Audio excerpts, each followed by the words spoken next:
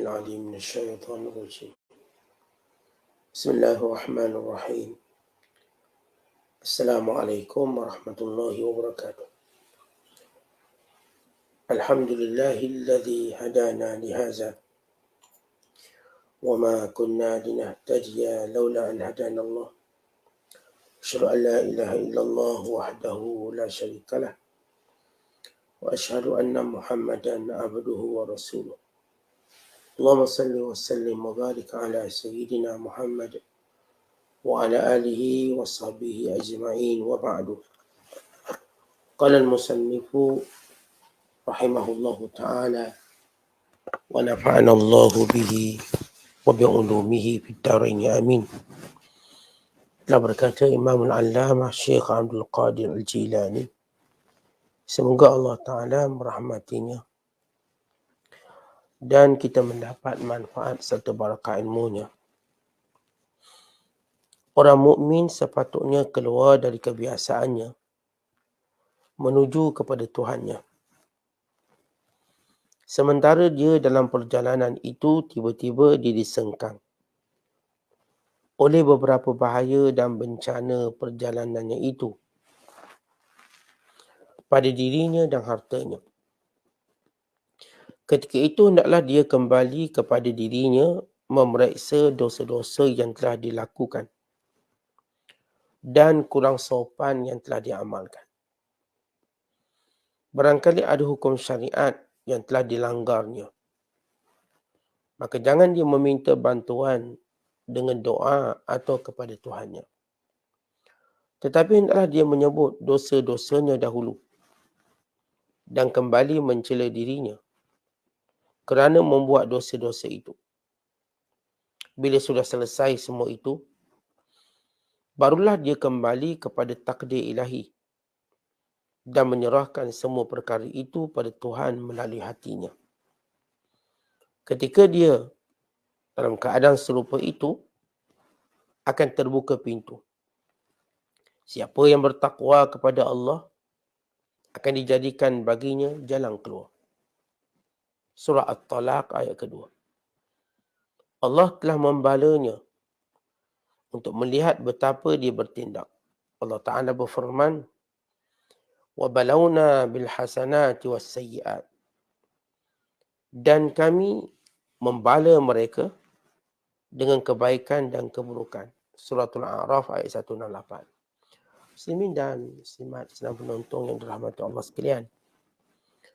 Kalau semalam kita bicarakan betapa penting kita menutup segala pintu sebab musabab dan betapa penting kita menutup hubungan ataupun pintu manusia yang kita seolah-olah senantiasa berkata, Fulan bin Fulan yang memudahkan urusanku, Fulan bin Fulan yang punya pengaruh, yang memudahkan, yang memenuhi keperluan dan hajat aku.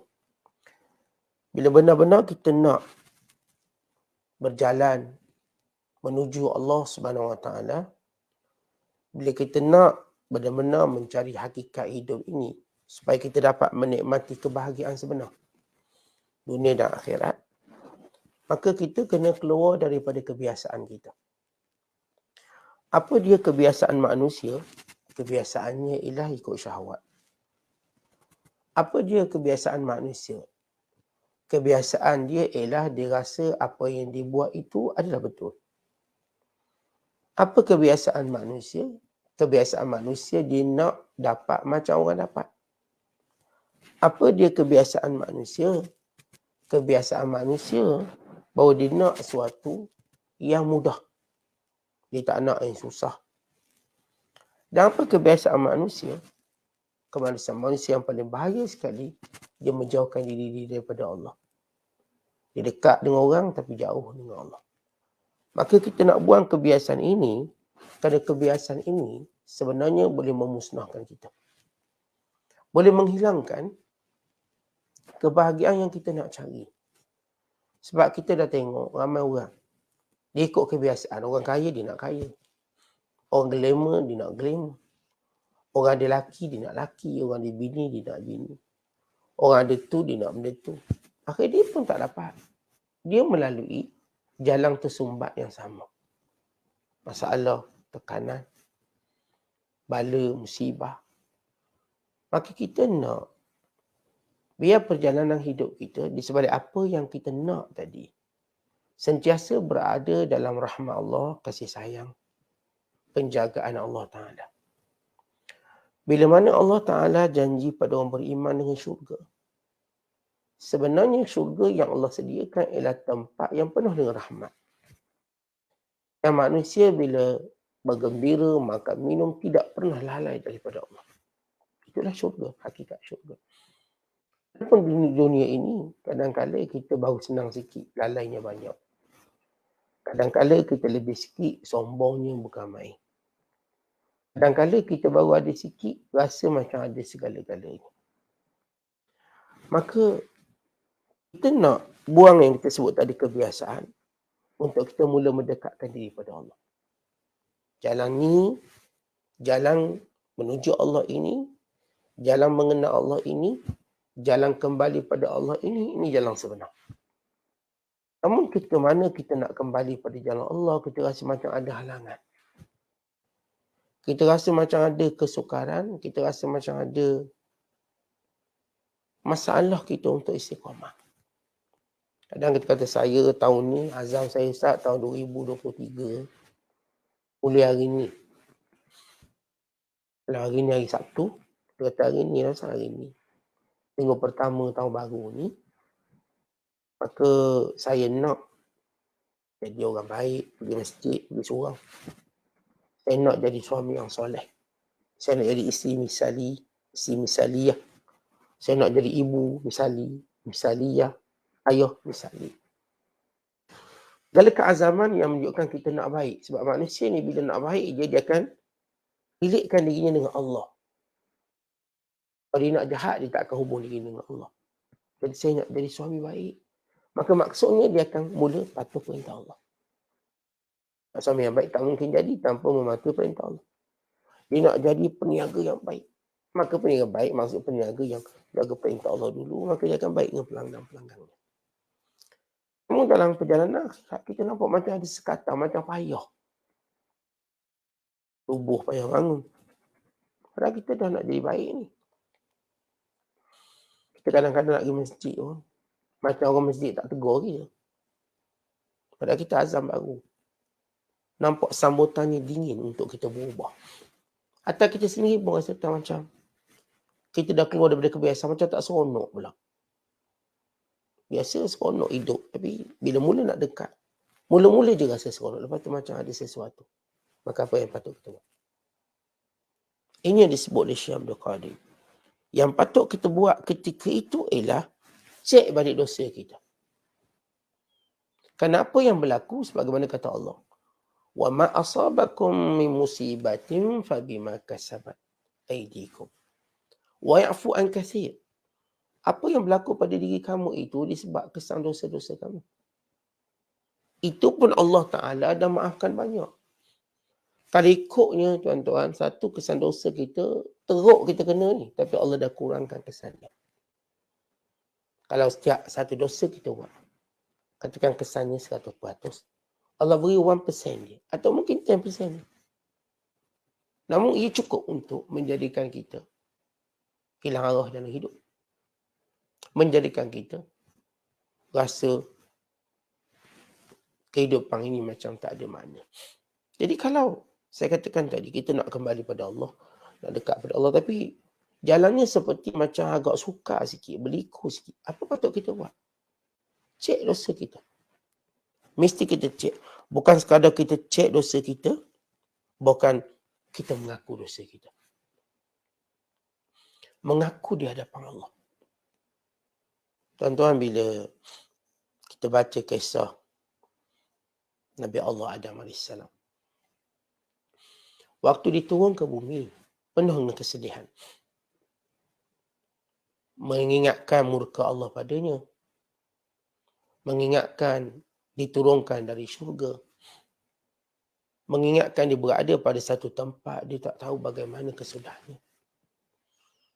Kalau kita ke syurga, dah tahu. Ini bagusnya. Tapi ketika berada di dunia, semua kita tak tahu kesudahan kita macam mana. Saya di dunia, tuan-tuan kat dunia, tahu ke kesudahan? Kita tak tahu. Kalau hari ni kita kaya, sudah kita miskin ke? Kalau hari ni kita sihat, sudah kita sakit ke? Kalau hari ni kita gembira, sudah kita sedih ke? Kita pun tak tahu. Yang paling teruk pada itu ialah, kalau hari ni kita beriman, sudah kita beriman ke? Ini kita takut. Kesudahan-kesudahan macam ni. Maka kerana itu, Adam AS, apa dia buat? Dia mengaku dosa dia. Dia mengaku dosanya, dia berkata, Rabbana zalamna anfusana wa illam taghfir lana wa tarhamna lanakunanna minal khasirin. Allah Ta'ala cerita dalam surah Al-A'raf. Kata Adam, kata Hawa, wahai Tuhan kami mengaku kami buat dosa. Kami mengaku, kami zalim diri kami. Kalau engkau tak ampunkan kami, kalau engkau tak rahmati kami, maka jelas kami orang yang paling rugi. Tuan-tuan, bila Adam AS, dia mengaku kesalahan dia, apa jadi pada dia? Allah kembalikan kegembiraan dia sesudah sedih dia. Allah kembalikan bahagianya sesudah sengsara dia. Allah kembalikan semangat dia sesudah lemahnya. Bahkan dia seperti dalam kehidupan baru. Sebenarnya tuan-tuan, bila kita mengaku dosa kita depan Allah, sungguh-sungguh, ya Allah, selama aku hidup, aku tidak solat. Ya Allah, selama aku hidup, aku derhaka pada ibu bapa aku. Ya Allah, selama aku hidup, aku tak puasa. Ya Allah, selama aku hidup, aku abaikan agama dalam hidupku, dalam diri anak-anak aku. Ya Allah, sepanjang aku hidup, aku tidak beribadat kepadamu dengan sebenar. Aku banyak melakukan dosa, maksiat, kesalahan, kecuaian. Dan sebaik saja kita mengaku depan Allah sungguh-sungguh akan segala dosa kita. Semua kita mengaku semua. Mengaku. Maka Allah lapangkan dada. Kita seperti hidup semula. Kita seumpama dalam lumpur kembali ke taman yang menghijau. Kita seumpama dari lubang keluar ke kemuncak. Kita seperti di dalam lumpur dosa, akhirnya kepada sungai yang jernih. Itu besarnya pengakuan kita. Kalau kita mengaku dosa kita, mengaku. Dalam munajat, dalam doa, kita mengaku kita berdosa. Kita mengaku kita buat salah banyak. Baik sebagai seorang anak, baik sebagai seorang suami, baik sebagai seorang isteri, baik sebagai seorang ayah, baik sebagai seorang ibu. Bahkan lebih besar pada itu seorang hamba Allah. Ya Allah beri nikmat banyak, tak terkira. Allah beri segala kelapangan hidup kita. Bahkan tanpa kita minta. Allah beri. Lalu kita balas dengan kemaksiatan. Mengaku. Allah suka orang mengaku. Tuan-tuan, kalau kita tak nak mengaku di dunia, kita tetap akan mengaku akhirat kelak. Sebab itu Allah Ta'ala berfirman, فَاعْتَرَفُوا بِذُنُوبِهِمْ فَسُحْقًا لِأَصْحَابِ السَّعِيرِ. Lalu mereka nanti akhirat kelak akan mengaku dosa mereka. Maka celakalah mereka ketika itu mendiami neraka sa'ir. Kata kita, kalau tak nak ngaku sini, kita akan ngaku sana. Lebih baik kita mengaku di sini. Maka pengakuan kita itu ialah muqaddimah taubat, gerbang taubat yang hebat. Yang akan menjadi obor kepada perjalanan menuju akhirat. Lagi banyak kita mengaku dosa kita depan Allah, lagi bercahaya hidup kita. Bahkan cahaya itu menunjukkan jalan yang kita nak lalu yang mana satu. Ni jenis tak mengaku dosa. Rasa macam dia dengan Tuhan ni dah wali. Rasa dia ni dekat dengan Allah. Rasa dia takkan diazab. Tuan-tuan, para Nabi alaihissalatu wassalam pun mengaku. Mereka buat salah. Walau mereka ni dia pelihara maksum, tak dosa. Tapi mereka mengaku. Kita baca kisah Nabi Allah Yunus AS. Ketika Nabi Yunus ditelan dalam perut ikan Nun. Dia tak doa, ya Allah lepaskan aku daripada perut ikan ini. Dia tak doa macam tu. Dia tak doa. Dia tahu bila berada dalam musibah, bukan doa minta diselamatkan menjadi keutamaan. Bukan doa untuk lepas itu menjadi prioriti. Bukan. Perhatikan. Kalau tadi kita cerita Adam tak ada pula doa, ya Allah kembalikan aku ke syurga. Bukan itu doanya. Ya Allah aku menyesal, aku buat salah. Dengan itu Allah kembalikan dia ke syurga. Yunus AS dalam perut ikan Nun dia kata apa? La ilaha illa anta. Subhanaka inni kuntu minadh zalimin. Tidak ada Tuhan melainkan Engkau. Sesungguhnya aku menzalimi diriku, ya Allah. Diulang dan diulang dan diulang. Dia tak minta wala sepatah pun, ya Allah lepaskan aku daripada perut ikan ni. Aku lapar, ya Allah. Gelap, ya Allah. Tidak. Kerana dia tahu puncanya apa. Maka dia berkata, tidak ada Tuhan melainkan Engkau, ya Allah. Sesungguhnya aku orang yang menzalimi diri sendiri. Waktu mana dia mengaku, maka ikan ini pun timbul. Lalu pergi ke kawasan yang hampir dengan daratan dan memuntahkannya. Maka keluar Nabi Yunus. Maka Allah sediakan di tempat di hadapannya pohon yaktin. Lalu dia memakannya dan kembali bertenaga. Bukan sekadar dia keluar daripada perut ikan Nun dengan cara terhormat dan termulia. Bukan jalan keluarnya. Jadi bila kita dapati dalam kehidupan kita ini, tersumbat, ibadat kita macam tak kuat. Saya dah nak baik ni Ustaz, saya dah nak jadi baik. Tapi kenapa kadang-kadang tersungkur di tengah perjalanan? Padahal kita dah berada pada usia tua ni. Kita dah target lepas pencing nak jadi baik. Nak ke masjid, nak ke surau. Tahan 2 tahun dia rebah balik. Balik zaman asal. Kenapa? Jadi macam halangan-halangan macam ni.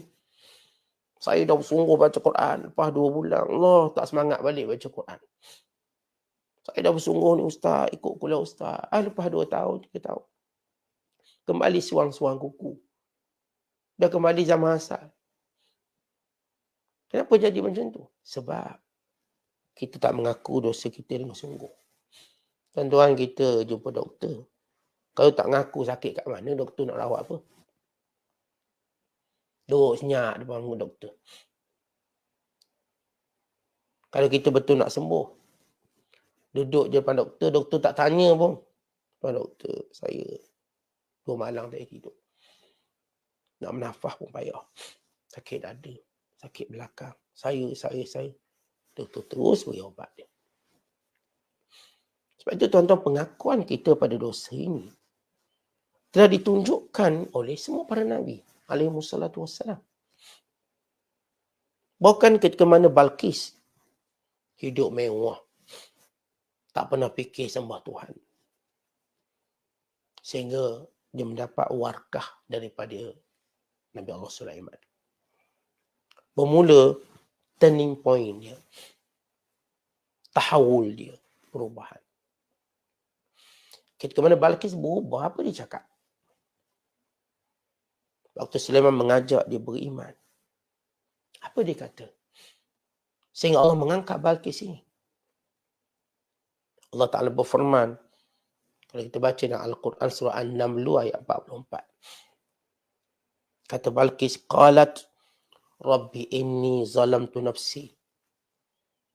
Dan dia berkata, wahai Tuhanku, aku zalim diri aku, ya Allah. Aku menzalimi diri aku. Sebab nikmat aku dapat, tapi aku kufurkan. Aku tidak menyembahmu. Aku zalim diri aku. Wa aslamtu ma'a Sulaiman lillahi rabbil alamin. Hari ini, ya Allah, aku Islam bersama Sulaiman. Dalam tunduk dan patuh kepadamu Tuhan sekalian alam. Lihat Balqis. Dia mengaku. Bila dia mengaku dia salah, dia dosa, maka itulah punca Allah angkat dia. Allah muliakan dia.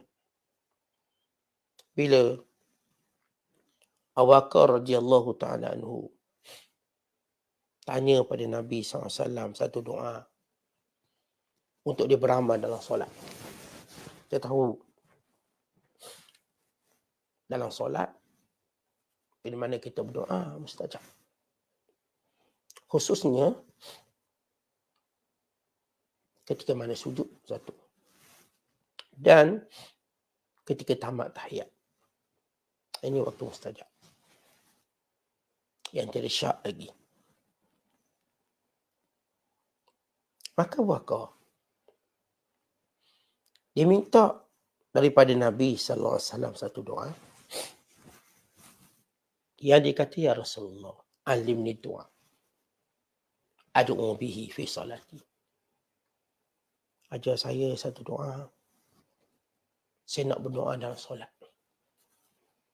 Kata Nabi SAW, wahai Abu Bakrin, katakanlah, Rabbi inni zalamtu nafsi zulman kasira. Wa la yaghfiru dhunuba illa anta. Faghfir li maghfiratan min indik. Warhamni innaka antal ghafurur rahim. Wahai Tuhanku, aku banyak buat dosa. Dosa yang banyak, yang besar.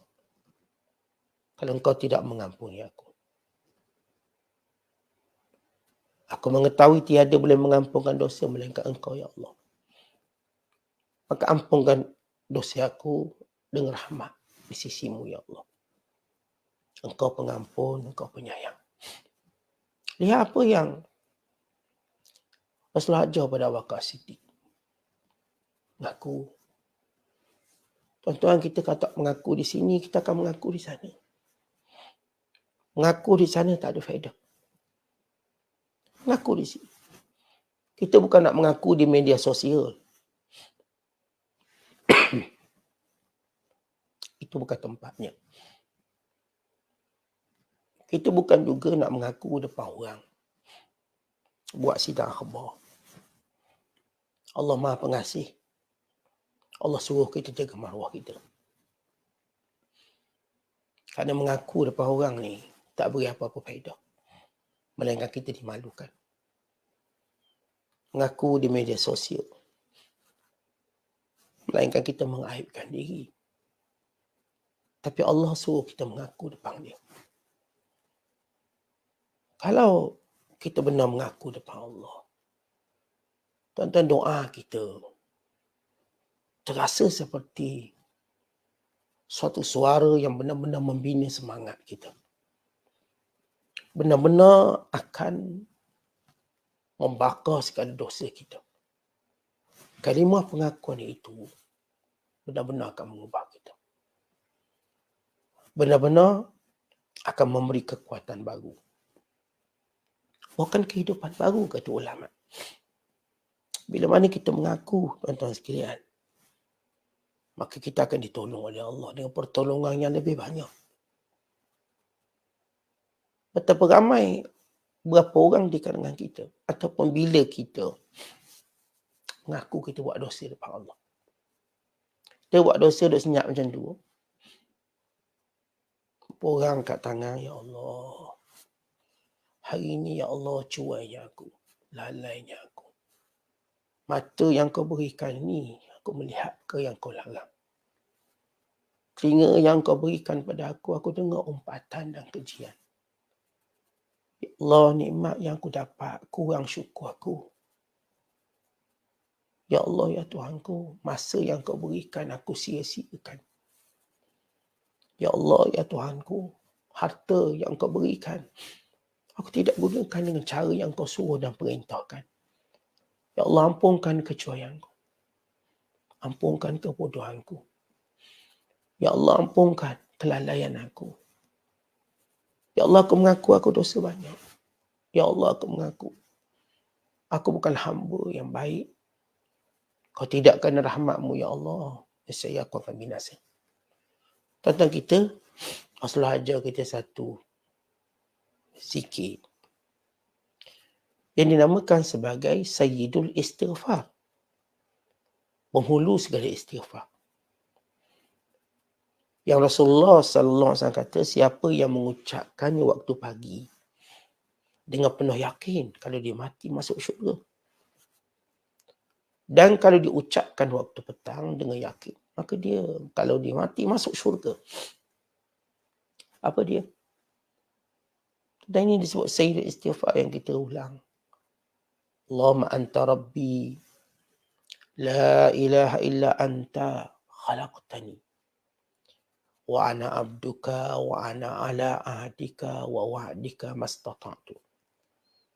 A'udzu bika min syarri ma sana'tu. Abu'u laka bi ni'matika alayya. Wa abu'u bi dhanbi faghfir li fa innahu la yaghfiru dzunuba illa anta. Ya Allah, ya Tuhanku, Engkaulah Tuhanku. Tidak ada Tuhan melainkan Engkau. Engkau menciptakan aku. Dan aku dengan perjanjian dan janji yang akan kupatuhi ikut kemampuanku. Ya Allah, aku mengaku akan segala nikmat yang kau beri pada aku. Dan aku mengaku akan segala dosa yang aku buat. Maka ampunkan dosaku. Sesungguhnya tiada mengampunkan dosa melainkan Engkau. Kata ulama. Ada dua kalimah dalam tu menjadikan dia nampak jelas cahayanya. Apa dia? Pertama, kita mengaku semua nikmat yang kita dapat ni Allah bagi. Maka ini panggil ubudiyah. Perhambaan pada Allah. Kita memuji Allah bahawa nikmat ni semua datang dari dia. Maka Allah kata nikmat. Yang kedua, kita mengaku bahawa kita buat dosa. Mengaku. Kerana Allah suka hamba-Nya mengaku buat dosa. Jangan buat tak tahu je, macam tak buat dosa. Mengaku depan Allah. Maka dua pengakuan ini, pertama pengakuan sempurnanya Allah dan beri nikmat pada kita. Yang kedua pengakuan cuainya kita dalam melakukan maksiat pada Allah. Bila ada dua pengakuan ini disebut oleh Nabi SAW. Kalau dibaca paginya, mati syurga. Kalau dibaca petangnya, mati maka syurga. Sebab itu tuan-tuan sekalian, mengaku dosa satu perilaku perbuatan yang amat penting untuk kita amalkan. Kita kata Syekh Abdul Qadir bukan sekadar periksa dosa, mengaku dosa. Mungkin ada adab kita yang tak beradab dengan Allah. Jangan kita minta sesuatu sebelum kita mengaku dosa kita, sebelum kita tahu dosa kita. Jangan minta. Selesai satu persatu. Kita jangan duk makan ubat sebelum kita tahu sakit kita apa. Jangan duk telang ni ubat. Tapi kena tahulah sakit apa. Maksudnya tahu dosa apa. Bila tahu dosa yang kita lakukan, di situlah akan membersihkan hati kita. Di situlah penguat kepada taubat kita. Kata ulama, manusia kalau dia tidak mahu membersihkan dirinya dengan 3 sungai dunia, maka dia akan dibersihkan dengan sungai api neraka. Kalau dia tidak mahu membersihkan dirinya dengan 3 sungai dunia, maka dia akan dibersihkan dengan sungai neraka. Mana satu kita nak? Yang pertama, iaitu sungai taubat pada Allah dan pengakuan dosa kita. Ini sungai pertama. Mengakulah banyak-banyak depan Allah kita berdosa dan taubat. Saya Allah bersihkan kita daripada dosa. Yang kedua, ialah sungai kebaikan. Buatlah baik banyak-banyak, supaya Allah Ta'ala merahmati kita. Yang ketiga, ialah sungai bersabar dengan musibah.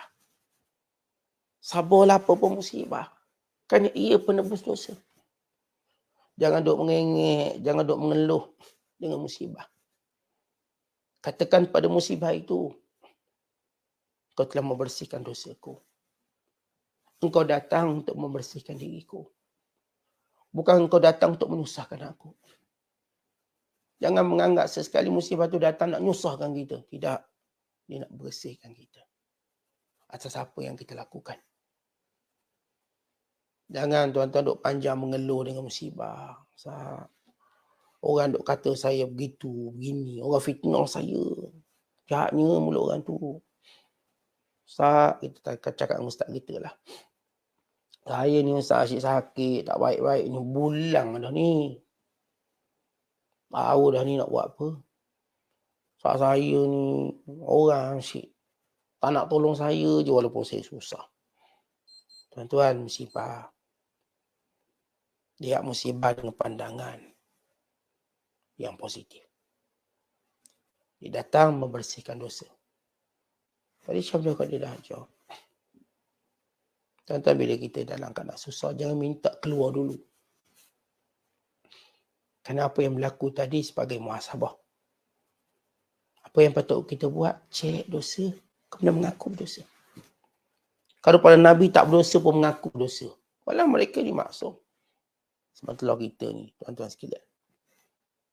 Nabi Allah Musa AS, dia berdoa pada Allah. Qala Rabbi inni salamtu nafsi faghfirli. Faghafara lahu innahu huwal ghafurur rahim. Kita baca suratul Qasas ayat 15 hingga 16. Kata Musa AS, wahai Tuanku, aku zalim diri aku, maka ampunkan dosaku. Walau Musa tidak berdosa. Dan semua pada Nabi tidak berdosa. Tapi mereka mengaku. Sementara kita mengaku. Kalau perjalanan mendekati Allah itu hambar. Perjalanan mendekati Allah itu terasa lambat. Perjalanan mendekati Allah itu tak rasa manis. Perjalanan mendekati Allah itu terasa jauh. Perjalanan mendekati Allah itu rasa macam bersendirian.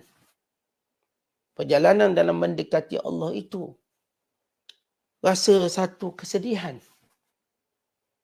Maka cek dosa dan mengaku cepat-cepat. Allah sebut dalam Quran tentang pengakuan dosa. Kita baca surah At-Taubah ayat 102. Apa kata Allah? Wa akharuna atarafu bidhunubihim khalatu amalan salihah wa akhara sayyi'ah. Asallah an yatuba alaihim innallaha ghafurur rahim. Dan di kalangan mereka ada yang mengaku mereka buat dosa. Mengaku, ya Allah, kami mengaku kami buat dosa. Bercampur kebaikan kami dan masa yang sama ada kejahatan kami. Apa kata Allah pada yang mengaku? Moga dengan pengakuan tadi Allah akan ampunkan dia. Kerana Allah itu pengampun dan penyayang. Tetap perhatikan surah Taubah ayat 102. Bila Allah kata wa akharuna atarafu bidzunubihim. Kalangan mereka ada yang mengaku berdosa. Tentu orang munafik dia tak akan mengaku dosa. Tak mengaku dia. Orang beriman dia sentiasa mengaku berdosa. Ya Allah, aku berdosa paginya, petangnya. Ya Allah, usia muda yang telah aku lalui, banyaknya dosa aku, ya Allah. Ya Allah, aku bimbang esok dosa aku akan lakukan lagi dosa. Ya Allah, aku lemah, aku tak kuat. Tentu kita terus mengadu dan mengaku. Mengaku kita orang je nampak hebat. Tapi kita mudahnya buat dosa. Orang je nampak kita kuat. Kita lemah di hadapan syahwat kita. Orang je nampak macam kita ni Tok Wali kita, Masya Allah. Ya Allah, kita rasa kalau Allah mati kita sekarang, tak mungkin kita rasa selamat dengan dosa kita. Tuan mengaku. Kita dah sebut tadi, mengaku sebelum kita dipaksa mengaku akhirat kelak. Kita nak mengaku sekarang atau tidak? Siapa yang mengaku, kita dah katakan bahawa dia seperti dalam kehidupan yang baru. Kalau tak mengaku, tuan-tuan, walaupun kita dah berubah jadi buat baik, kita masih dalam kehidupan lama. Sebab itu masih seronok cerita hal lama-lama. Kita nampak, Ustaz, dia dah tinggal, arak dah tak buat. Uji pun tidak. Itu pun tidak. Dia dah ke masjid surau. Tapi kita nampak dia macam, dia buat dosa lain pula. Dosa lain pula. Dia bergaduh sama-sama dia pula. Dia buat dosa tu. Dia buat dosa dengan menipu kawan-kawan baik dia pula. Hanya kawan-kawan dia. Yang lain ni dah tak buat. Tapi dia buat. Dosa dalam kelompok orang baik. Kenapa jadi mudah macam tu? Ni orang Melayu kata keluar mulut buaya masuk mulut rimau. Yang dosa bersama ahli maksiat dia dah keluar. Tapi bila dia bersama orang baik, dia buat dosa bersama orang ahli baik pula. Contohnya ngumpat, ngeji, merendah-rendahkan. Dan lain-lain. Kerana setiap tempat ada ruang dosa untuk dibuat. Walau bagaimana tempat kat Mekah ruang dosa pun ada. Yang kata kat Malaysia. Kat Madinah. Kerana semua tempat ada syaitan. Dan semua tempat kita duduk heret nafsu kita. Maka saya katakan, bahawa puncanya ialah kita tak mengaku kita buat dosa depan Tuhan. Cuba angkat tangan, taruh tangan, mengaku.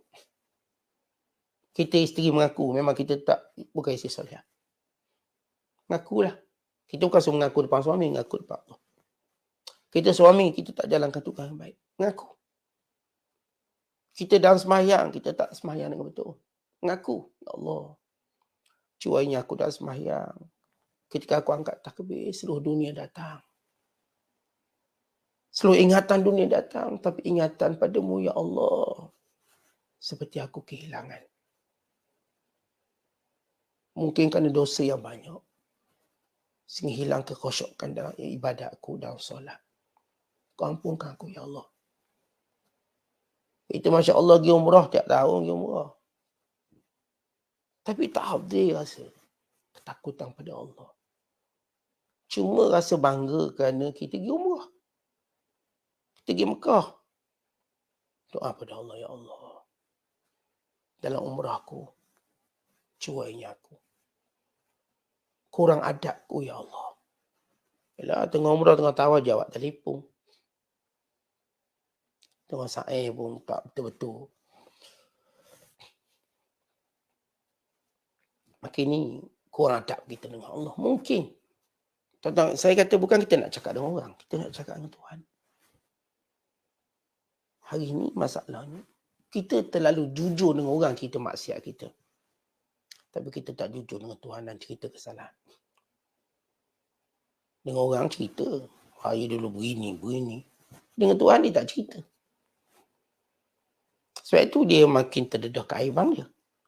Tuan-tuan, bila kita mengaku depan Allah, Allah tutup keaiban kita. Sebab tujuan mengaku dosa ni bukan nak tunjuk kita jahat. Untuk kita mulakan hidup baru. Untuk kita jadi baik.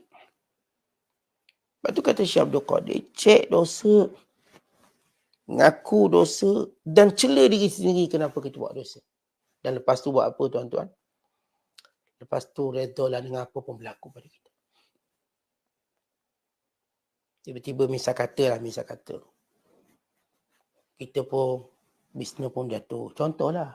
Saya jatuh. Kita jatuh. Sehingga Allah Ta'ala angkat balik. Kita mungkin disebab buat dosa tadi adalah orang yang benci-benci kat kita. Kita dah tahu. Tak apalah, orang tak suka. Ini kesan maksiat saya. Anak saya tak suka saya, Ustaz. Bini saya tak suka saya. Katakan. Kita dah tahu. Kita dah buat macam cara nak suruh dia suka, tak suka tu. Tak apa, kita dah tahu. Kita tahu ini dosa kita dulu. Pesan. Maka insya Allah Allah akan kembalikan semula. Ini antara perkara penting. Sebab itu, bila Syekh Abdul Qadir bacakan kepada kita ayat surah At-Talaq ayat kedua. Wa may yattaqillah yaj'al lahu makhraja. Siapa yang benar-benar bertakwa pada Allah,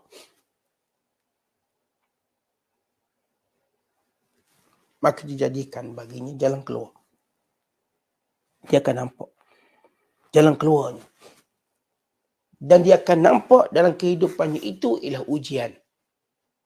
Sebagaimana Allah berfirman, wa balawnahum bil hasanati was sayyi'at. Kami akan uji mereka dengan kebaikan dan kejahatan. Seketika dia mengaku perbuatan dosa, sehingga dia nampak dia mencela dirinya sendiri di hadapan Allah Subhanahu Wa Taala, maka Allah buka jalan keluar. Antara permulaan Allah buka jalan keluarnya, dia melihat apa pun yang berlaku dalam hidupnya, ini ujian Allah. Kalau dia buat baik, itu ujian Allah. Kalau dapat benda baik, itu ujian Allah. Kalau sebaliknya, itu ujian Allah. Sebab itu Sulaiman AS yang tunjuk contoh pada kita dengan nikmat Nabi Allah Sulaiman dapat, sehingga memahami bahasa semua. Apa kata Sulaiman AS? Hadha min fadli Rabbi liyabluwani aashkuru am akfur. Ini semua daripada Allah untuk menguji aku, apakah aku bersyukur ataupun aku kufur. Tuan-tuan, kita melalui perjalanan hidup dunia, kita faham semua ini ujian Allah. Anak-anak ujian Allah, wa imma dia baik, wa imma dia tak baik, ujian Allah. Isteri, pasangan kita ujian Allah. Maka kita tenang, kan ini ujian dari Allah. Kesihatan kita ujian dari Allah. Senang susah kita ujian dari Allah. Orang suka, orang tak suka kita ujian dari Allah. Dapat pangkat, jatuh pangkat, itu ujian dari Allah. Hidup, mati, itu ujian dari Allah. Akhirnya kita dah dapat poin, dah dapat asas utama. Dunia ini ialah negeri ujian.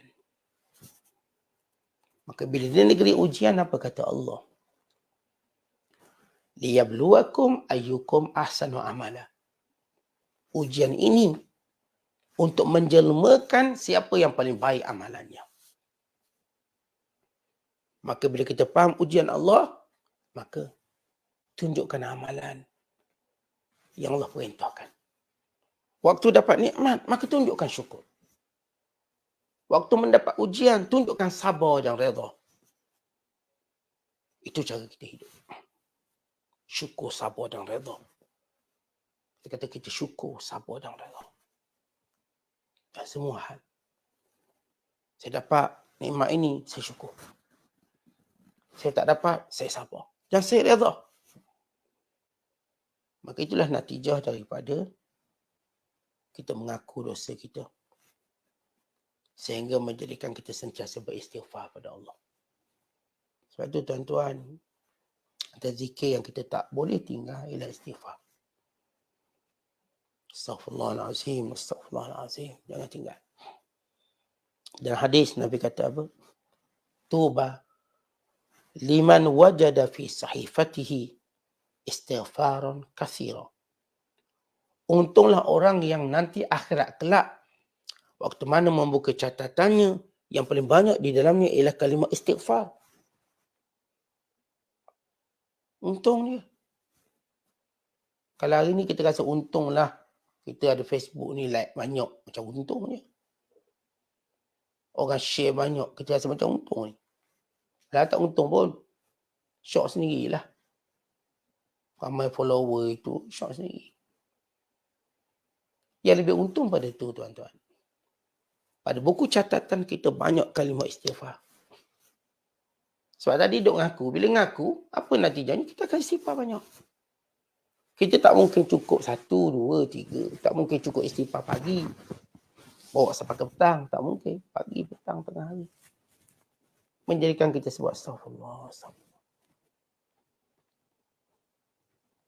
Sebelum tidur terbayang salah silap kita, astagfirullahalazim. Dia tengok anak-anak kita terbayang salah silap kita, ya Allah, aku tak hantar dia mengaji, tak hantar dia kelas agama. Sifat lagi kita astagfirullah. Dia tengok isteri kita istighfar lagi. Aku tak didik dia dengan betul. Ni apa pun keadaan, Allah zahirkan silap kita. Allah zahirkan salah kita. Supaya lidah ini tidak putus mengucapkan istighfar. Maka kali itu tuan-tuan sekalian, benar-benar kita berjaya melalui ujian ini. Dan kesannya ialah barulah kita akan rasa perjalanan menuju Allah itu lancar. Barulah kita nikmati istiqomahnya, kemanisannya, semangatnya. Bahkan dengan perasaan itu, kita boleh seret orang lain sekali. Kita boleh pimpin tangan keluarga kita sekali.